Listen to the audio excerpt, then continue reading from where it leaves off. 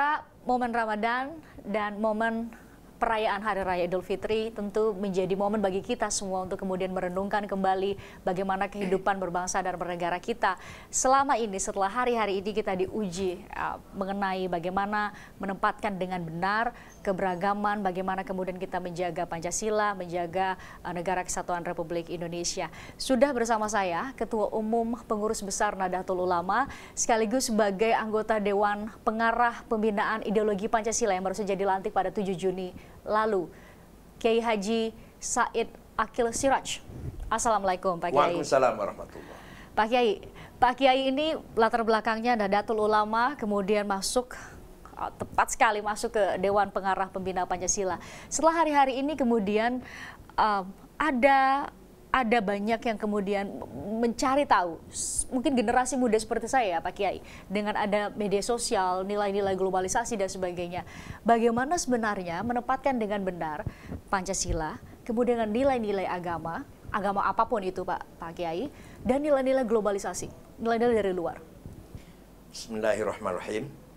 Pertanyaan Mbak Christian ini berarti ada dua sisi, agama dan nasionalisme. Betul.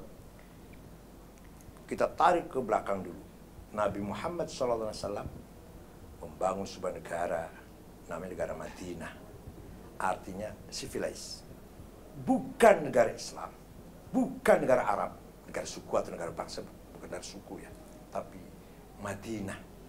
Negara yang berkeadilan, sejahtera, berbudaya, bermoral, beragama, itu Madinah. Di dalam penduduk kota Madinah itu, negara Madinah itu, ada Muslim dan ada non-Muslim. Yang Muslim ada pendatang migran, muhajirin bahasa Arabnya, ada pribumi yang disebut Ansor. Nabi Muhammad memberlakukan semua penduduk Madinah sama, di mata hukum sama, pelayanan sama, hak kewajiban sama.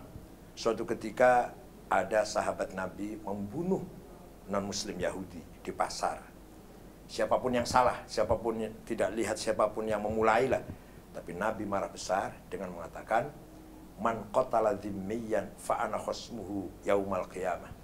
Barang siapa membunuh non-Muslim berhadapan dengan saya.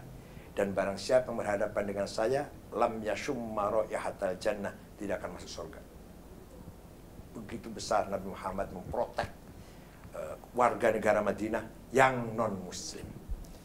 Artinya apa? Artinya Nabi Muhammad dalam mendakwahkan agama Islam menunjukkan bahwa Islam agama yang beradab, agama bermartabat, agama yang mendorong umatnya betul-betul Islam dari kata salam damai, kedua taslim menyerah pada Tuhan, dan salamah selamat. Jadi agama Islam itu agama yang membangun masyarakat yang damai, mengajak masyarakat agar selamat, bahagia hidup dunia dan akhirat, dan mari kita menyerahkan diri kepada Allah dengan iman yang total. Itu agama sebenarnya seperti itu. Maka dalam bahasa Arab dikatakan, laisal Islam aqidatan wa syari'atan faqat.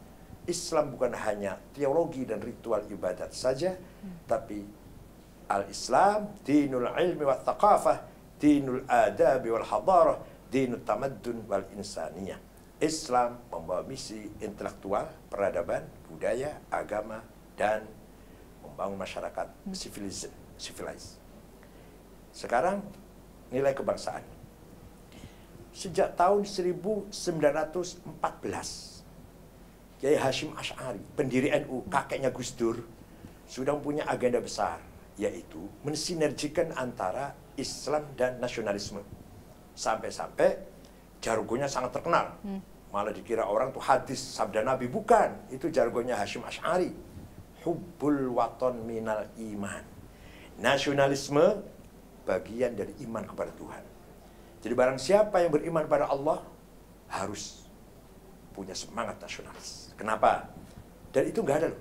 Kiai yang ngomong itu selain Hashim Asy'ari nggak ada. Apalagi ngomongnya tahun 14. Bagaimana masih 1914. Iya, 1914. Ketika pengetahuan dan informasi belum maju, wawasan belum sejauh sekarang. Para kiai-kiai juga masih, ya katakanlah masih eksklusif ya. Hashim Asy'ari sudah mengatakan demikian. Itu artinya apa?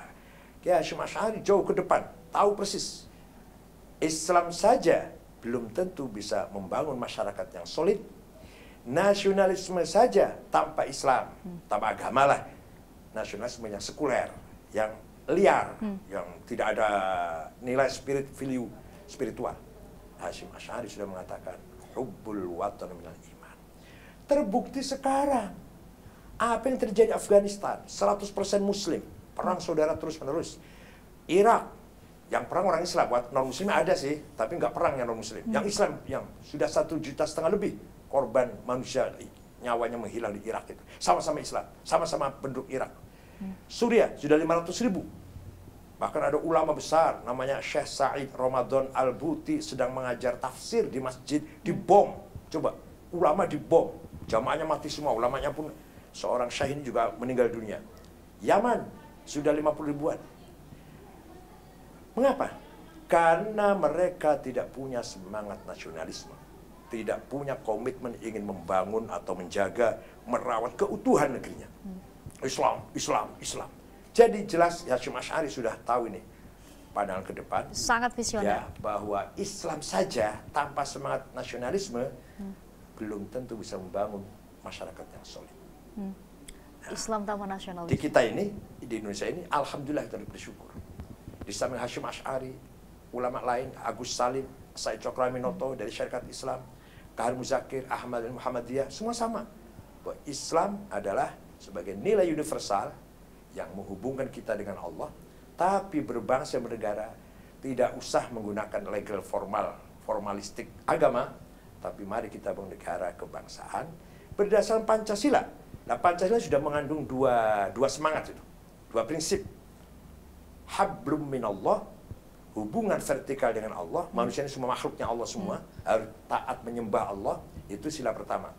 Tapi bukan hanya itu, juga dibangun bagaimana hubungan hablum minan nas, kebersamaan, soliditas dan solidaritas, gotong royong, saling bantu-membantu, menjaga ukhuwah persaudaraan, nilai-nilai sila yang 4 itu, dengan di atas nilai-nilai musyawarah dan hikmah dan kebijaksanaan yang berdasarkan hikmah, wisdom, juga keadilan. Itu sudah luar biasa sebenarnya. Tidak usah negara ini menjadi negara Islam, tapi nanti kualitasnya merosot. Daripada itu lebih baik tidak usah legal formal Islam, tapi nilai-nilai Islamnya berjalan. Masyarakatnya sejahtera, cerdas, bersatu, bermoral, berbudaya. Itu udah Islam betul itu, udah sangat Islami itu. Jadi kalau kita membangun masyarakat sejahtera, berpendidikan, sehat, itu udah Islami betul. Daripada negara Islam tapi perang saudara, saling membunuh. Ada contoh artinya? Iya. Nyata soal itu. Apa artinya itu? Islam itu seperti itu. Bahkan saya bilang itu justru kebalikan, mencoreng, mengotori nama Islam. Karena apa? Karena mereka menggunakan Islam agama sebagai alat politik, alat bisnis, alat kepentingan. Itu salah. Agama untuk budaya itu salah. Tapi yang benar adalah budaya untuk agama. Contoh yang gampang, baju batik, budaya. Untuk apa? Untuk sholat, untuk ngaji, untuk ibadah pada Allah. Itu berarti budaya untuk agama. Jangan sebaliknya. Agama untuk budaya, pakai gamis demo. Itu salah besar itu. Gamis kan pakaiannya Rasulullah, Nabi Muhammad pakaiannya. Kalau untuk sholat oke. Sholat Jumat, orang-orang tua kita kan pakai gamis tuh. Oke itu. Gamis untuk demo. Itu namanya agama untuk budaya, agama untuk politik.